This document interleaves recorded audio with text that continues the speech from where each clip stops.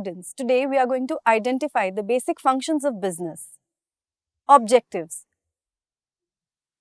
At the end of this session, you should be able to cite the scope and meaning of operations and human resources, functional areas of business, cite the scope and meaning of finance and marketing, functional areas of business. Dear students, in this session, we will be discussing about operations, human resources, finance and marketing, functional areas of business. Let's go on to the introduction first. Even in the smallest business, a number of key tasks or functions must be done regularly. Stocks must be bought, bills must be paid, customers must be served, and customer inquiries must be answered. In a small firm, all these jobs may be done by one or two people. In a large organization, people specialize in different tasks. Many companies base their organizational structures on various functional areas, creating departments around these functions and assigning responsibilities according to employees' job titles and experience. A functional organizational structure groups employees by various skills and expertise, leading to greater efficiency according to the online encyclopedia of management.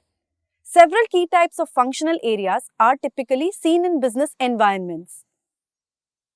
Functional area in business. In a large organization, it is usually easy to identify separate functional areas because people work together in departments. Each department carries out the tasks that relate to its particular area. The main purpose of functional area is to ensure that all important business activities are carried out efficiently. This is essential if the business is to achieve its aims and objectives. In addition to this, specific areas will be responsibility for supporting specific types of aims and objectives. For example, sales and marketing will be involved in achieving targets linked to developing new markets or increasing sales. On the other hand, finance will be expected to monitor and support aims and objectives linked to keeping costs low to improve profitability. Whereas production will set targets relating to quality or meeting planned production schedules. Human resources, on the other hand, will be involved in arranging staff training, activities, and supporting the continuous professional development of the staff. Let's learn about the dividing functional units. There are varieties of ways of dividing the functional areas of the business. The most popular and commonly used classifications are as follows: finance, marketing, HR, production. In addition to this, communication also plays an important role within the organization. Though this is not usually advocated as separate function, communication plays a very important role across functional role. There is no fixed rule in setting what the functional areas of a business are. For instance, in certain organizations, IT, transportation, logistics, consultancy and analysis can be considered as an important function. Functions essential to develop the goods or services and making it reach the final consumer are called the task functions. These are the basic activities of organization which are related to the actual completion of the productive processes and directed towards specific and definable end results. There are other functions which are not directed towards specific and definable end results. These are referred to as element functions. This usually includes human resource management, IT, maintenance, quality control, etc. There are several key factors which determine the basis in which an organization could be grouped. Nature of the product or service offerings. For instance, if the company is into IT services, IT essentially becomes a main functional area. Location. If the organization has multiple locations, communication can become a separate functional area. Customers. If the organization is looking at a set of few key customers, account management or customer care can be considered as a separate function. Though a business has functional areas, a business cannot be viewed as a set of functions. The reasons are as follows. There are overlaps in functional areas. For instance, production managers may do a considerable amount of marketing activities, though marketing is a separate functional area. There needs to be communication between the functional areas, and there are set of activities which are done by the functions collectively. Therefore, the organization is a more complex setup. Let's know about each function in detail, beginning with the finance function. Now, the finance function states most entrepreneurs consider this as the most important function in the business. This is because all business need a regular stream of income to pay the bills. Finance staff record all the money earned and spent so that the senior managers always know how much profit or loss is being made by each product or each part of the business and how much money is currently held by the business. This enables critical decisions to be made rapidly and accurately because they are based on accurate information. Whereas in many large businesses, different types of financial experts are employed.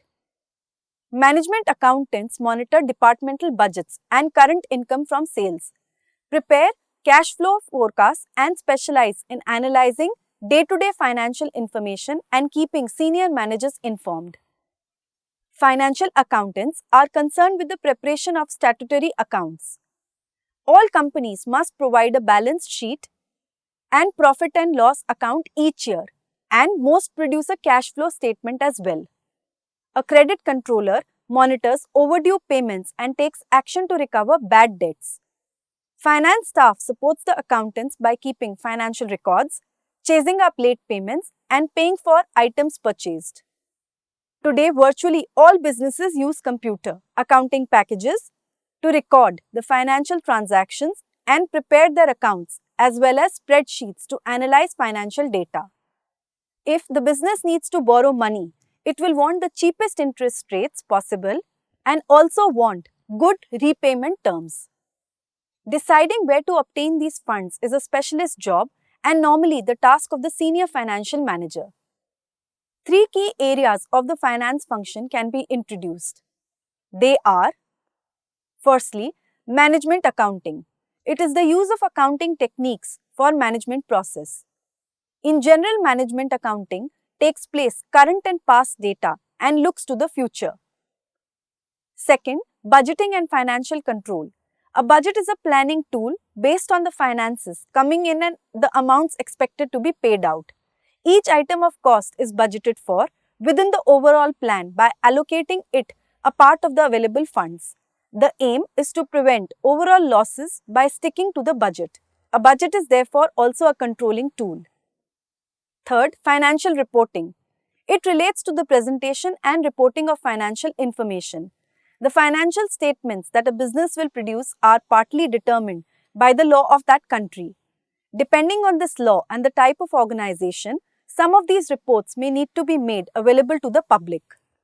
Some of the prominent finance functions are as follows: producing invoices, checking payments are received and chasing up overdue payments; recording money received; checking and paying invoices received; preparing the payroll and paying staff salaries; monitoring departmental budgets to check managers are not overspending; issuing regular budget reports to all departmental managers; producing cash flow forecasts and regular financial reports for senior managers; advising senior managers on sources of finance for capital expenditure; producing the statutory accounts each year. Marketing is all about identifying and meeting customer needs. Many businesses consider this so important that they are said to be marketing-led.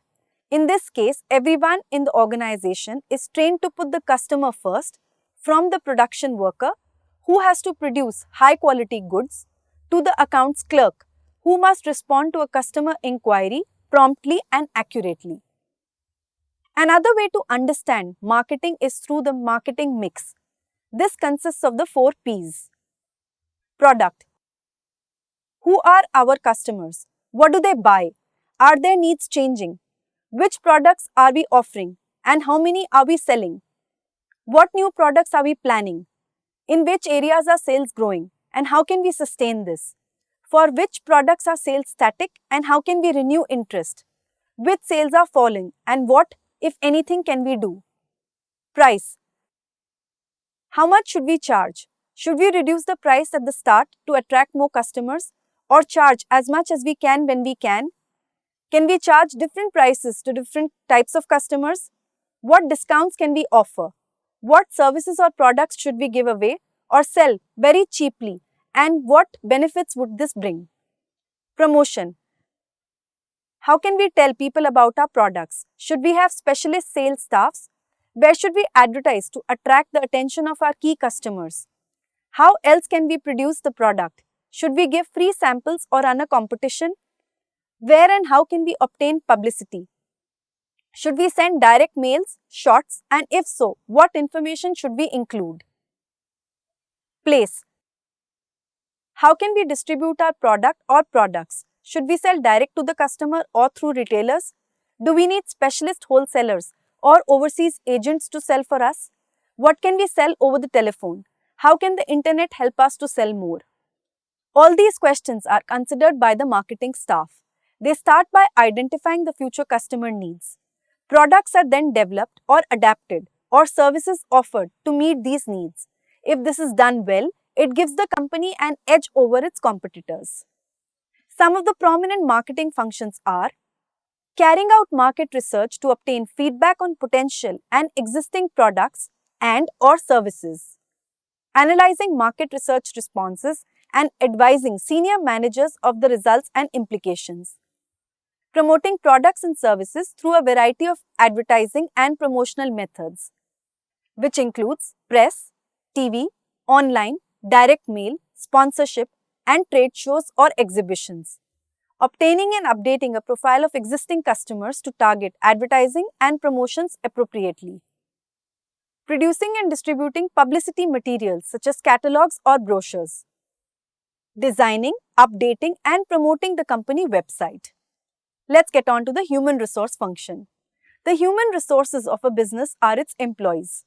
Wise organizations look after their staff on the basis that if they are well trained and committed to the aims of the business, the organization is more likely to be successful.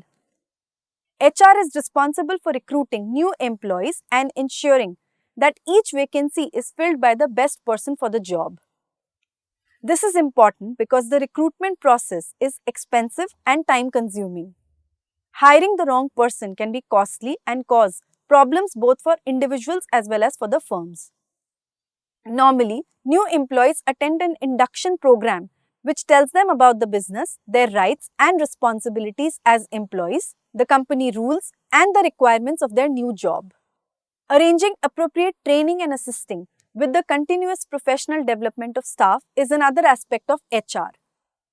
Training may be carried out in-house or staff may attend external courses. HR aims to ensure that the business retains good, experienced staff. Analyzing staff turnover figures will show the rate at which people leave the organization. If these are high, it is important to identify and remedy any problem areas. Whilst people may leave for justifiable reasons, such as moving to another area or for promotion elsewhere, dissatisfaction with the job or the company should be investigated. Some organizations hold exit interviews to find out staff views on the business when they leave. Employees normally have basic expectations of their employer. They expect to be treated and paid fairly, to have appropriate working conditions, to have training opportunities which will improve their promotion prospects, and support if they are ill or have serious personal problems. They also want a varied and interesting job and praise when they have worked particularly hard or well. These factors help motivation, which means staffs are keen to work hard, and this benefits everyone. HR can help this process by monitoring working conditions, having staff welfare policies, and ensuring that the company pay rates are fair and competitive. Many organizations have staff associations which monitor the views and conditions of staff and make these known. In other businesses, trade unions may represent the workers, especially on pay and conditions. Senior HR staff liaises with the organizations, keeping them informed of changes and developments, and are also involved in any negotiations with the senior management. Human Resource Management or HRM.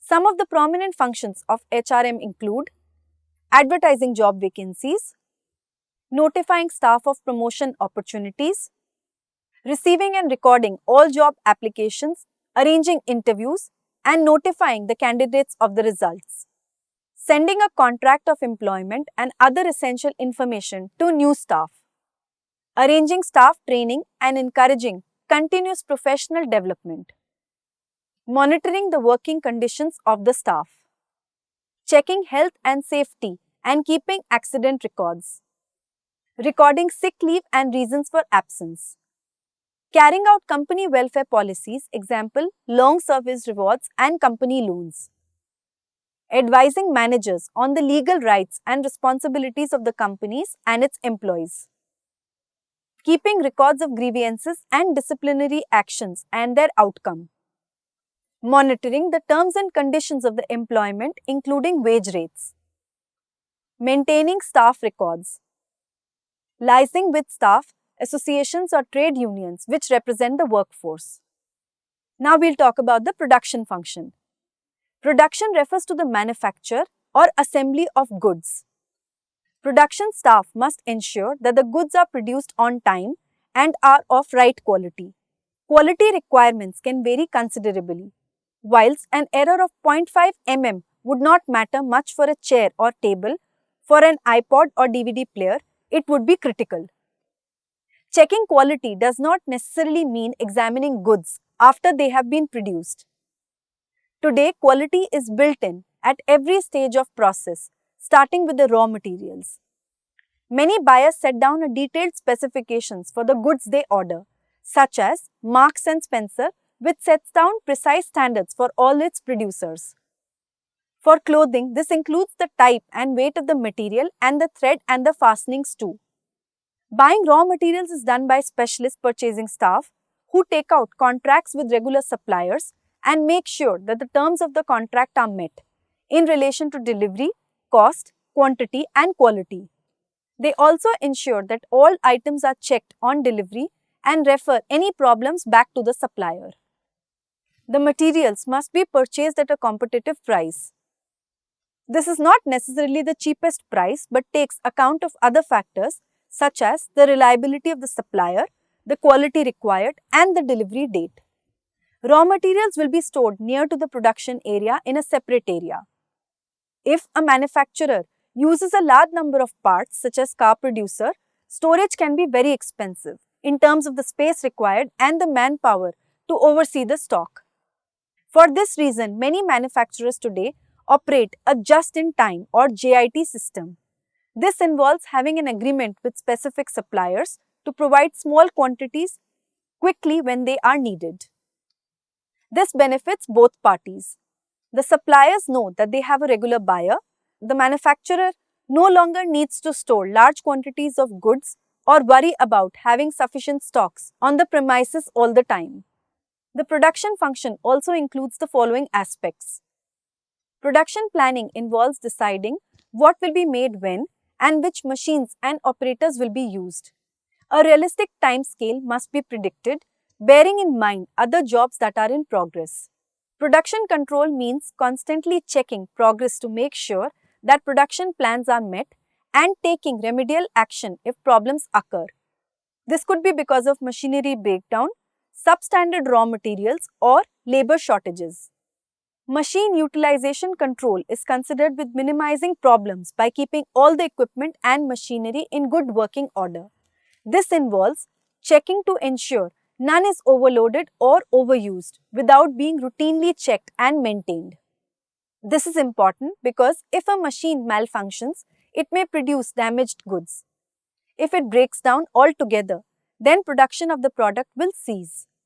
Staff utilization control concentrates on making sure all the staff are working effectively and efficiently and concentrating their efforts on key production areas and targets. This is very important in industries which are labor intensive and use more people than machines, such as assembling circuit boards or sewing jeans. Final quality checks make certain that the product is of correct standard. This can be done in several ways. Each item may be examined by hand or passed through a machine which checks that the end tolerance is correct. Alternatively, items may be selected for inspection on a random sampling basis. This would be the case if a large number of identical items is being produced, such as cups or biros. Production is also involved in preparing items for dispatch. This may involve simply packing the finished items, such as household goods or clothing, and transporting them to the dispatch section. In other cases, it may involve various finishing processes. For example, paper is produced in huge rolls. These may be transported intact, but usually the paper is cut, boxed, and then packaged. It then looks like the paper you see in a stationery store. Some of the prominent production functions include ordering, often buying, stocks of raw materials from approved supplier, storing and checking the stocks of the raw materials, planning production schedules to maximize machine capacity and staff levels, producing or assembling the finished product, checking the quality of the product through the production process, checking production is on schedule and resolving delays or problems, packaging and storing the final products before distribution, scheduling routine machinery inspections and maintenance, carrying out repairs to machinery and equipment as required. Conclusion. In this session, we discussed about the operations, human resources, finance, and marketing functional areas of business. No functional area in a business organization can work in isolation. In a small firm, links and interactions between people responsible for different functions are usually informal and continuous. Salespeople know which customers still owe money and must not be sold any more goods on credit until a bill has been paid. The manager knows which members of staff are keen and hardworking without being told, and a customer query can be quickly solved by asking everyone in the office for advice. The situation is different in larger organizations because people may work in a separate area or department and rarely meet each other. However, all areas still need information and support from each other for the organization to operate effectively. Constant communication and cooperation is essential for the business to achieve its aims and objectives. This often means that joint decisions have to be made between departmental managers or their staff to take account of everyone's needs. Thank you.